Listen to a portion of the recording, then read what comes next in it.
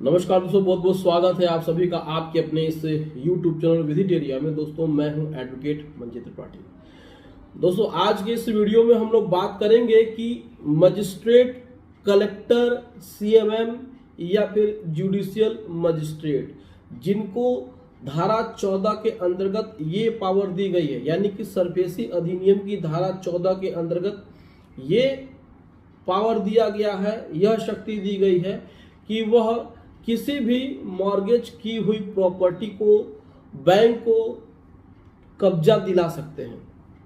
तो क्या मजिस्ट्रेट चाहेगा तो वो कब्जा होगा या नहीं होगा, बहुत सारे लोगों के मन में प्रश्न उठता है। तो आज इसी प्रश्न को हम लोग डिस्कस करेंगे।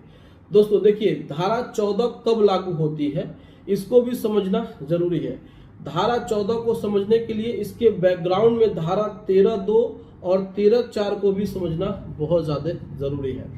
तो आइए वन बाय वन डिस्कस करते हैं। वैसे तो 13(2) 13(4) की जो बात है वह तो अब इतना जर्नल हो गया है, हमने अपने वीडियो में इतनी बार इसका विवरण बता दिया है, इतनी बार इसको डिस्कस कर लिया है कि इसको दोबारा डिस्कस करने की ज़रूरत नहीं है। लेकिन एक बार फिर से जो लोग नए हैं उनके लिए ये 2 मिनट का हम इंट्रोडक्शन बता देते हैं। अब मान के चलिए आपने किसी भी बैंक से सिक्योर्ड लोन लिया, अपनी प्रॉपर्टी को मॉर्गेज किया, बंधक बनाया और वहां पर एक मॉर्गेज एग्रीमेंट आपके और बैंक के बीच में हो गया।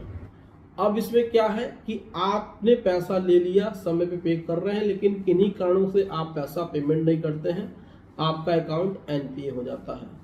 जब एनपीए हो जाता है तो सिक्योर क्रेडिटर यानी जो बैंक है वह आपको डिमांड नोटिस भेजता है। सरफेसी अधिनियम के तहत बैंक और कर्जदार के बीच में कोई भी विवाद उत्पन्न होता है तो उनके लिए सरफेसी अधिनियम काम करते हैं।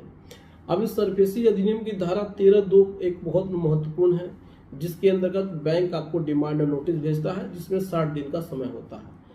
60 दिन का समय बीत जाने के बाद, यानी 2 महीने के टाइम बीत जाने के बाद बैंक आपको 13(4) की नोटिस देता है, जिसमें बैंक सांकेतिक रूप से या सिंबॉलिक रूप से आपके प्रॉपर्टी को पोजीशन में ले लेता है।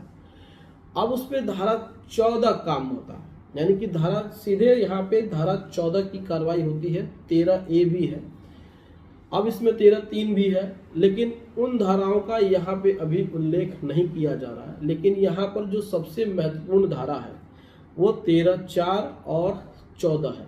सेक्शन 14 के अंतर्गत जो आपके डिस्ट्रिक्ट मजिस्ट्रेट होते हैं, कलेक्टर, या फिर महानगर में है तो वहाँ पे सीएमएम होते हैं, चीफ मेट्रोपॉलिटन मजिस्ट्रेट, उनको ये पावर दी गई होती है कि वह अपना पावर इस्तेमाल करके बैंक को उस संपत्ति पर कब्जा दिलाएं जिस संपत्ति को आपने गिरवी रख करके लोन लिया था।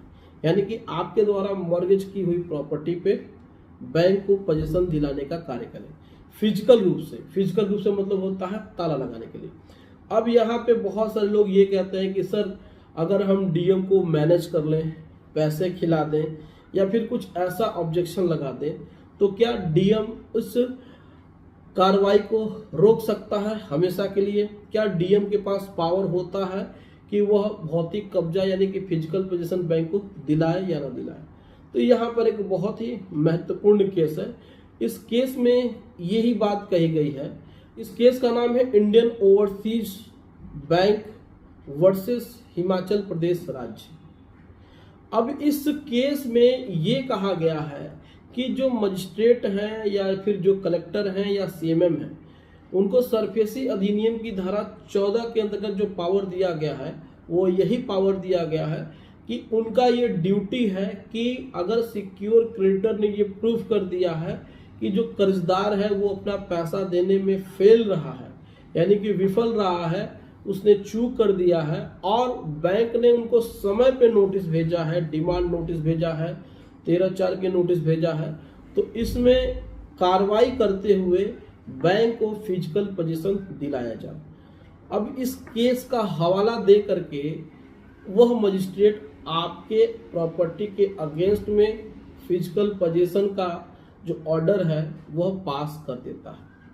तो ऐसे कंडीशन में आपकी जो क्वेश्चन है कि क्या वह रोक सकते हैं कि नहीं, तो देखिए रोकना और हमेशा के लिए प्रतिबंध लगा देना, मना कर देना, बैंक के एप्लीकेशन को खारिज कर देना, इनमें बड़ा फर्क है। देखिए, रोकने का मतलब ये है कि हो सकता है कि डीएम सीएम बिजी हो तो वो 15 दिन के लिए टाल सकते हैं। अगर डीएम नहीं है तो उनके जगह पे एडीएम है, उनके नीचे लोअर ऑफिसर उनके रैंक के हैं तो वो दे सकते हैं। दूसरा इसमें है कि अगर डीएम प्रोटोकॉल में बिजी है तो उनको रिटर्न में देना पड़ेगी, हम प्रोटोकॉल में बिजी हैं, कहीं चुनाव चल रहे हैं, कहीं वीआईपी मूवमेंट है तो वहां पे भी। लेकिन 2 महीने से ज्यादा इसको वह रोक नहीं सकते हैं। हाँ, लेकिन अगर बैंक ने जो भी एप्लीकेशन फाइल किया है, अगर वो एप्लीकेशन सही नहीं है, अगर उस एप्लीकेशन यानी फाइल में कोई डॉक्यूमेंट मिसिंग है तो उस पर आपका ऑब्जेक्शन सुना जा सकता है। लेकिन आपने ये प्रश्न किया, यानी आपके मन में ये प्रश्न चल रहा है कि डीएम के पास पावर है उसको रोक देने का हमेशा के लिए, तो ऐसा कोई पावर नहीं है। यही बात मोटा माटी इस केस में कहा गया है। तो आप इस बात को समझ लीजिए कि अगर सेक्शन 14 में बैंक ने एप्लीकेशन फाइल कर दिया है और बैंक ने सही समय पे किया हुआ है हर चीज, तो कलेक्टर की सीएम की मजबूरी हो जाती है कि वो सरपेशी अधिनियम की धारा 14 के अंतर्गत सिक्योर क्रेडिटर को यानी बैंक को फिजिकल पोजीशन का आदेश दे और उसके बाद वह आपका पोजीशन दिलाए, यानी कि बैंक को पोजीशन आपकी उस प्रॉपर्टी के अगेंस्ट में दिलाए। तो ये था इंफॉर्मेशन कि क्या डीएम इसको रोक सकते हैं या नहीं, सेक्शन 14 के अंतर्गत दिए गए पावर में क्या ऐसा इंक्लूड है कि नहीं। तो ऐसा बिल्कुल भी इंक्लूडेड नहीं है। तो उम्मीद है दोस्तों वीडियो पसंद आई होगी। वीडियो अच्छी लगी हो तो वीडियो को एक लाइक जरूर करें, इससे अपने दोस्तों में और रिश्तेदारों में शेयर करें और हमारे चैनल को सब्सक्राइब करके हमें सपोर्ट जरूर प्रदान करें। चलिए मिलते हैं अगली वीडियो में एक नए टॉपिक के साथ। तब तक आप अपना और अपने पूरे परिवार का ध्यान जरूर रखें। Thank you so much. जय हिंद दोस्तों।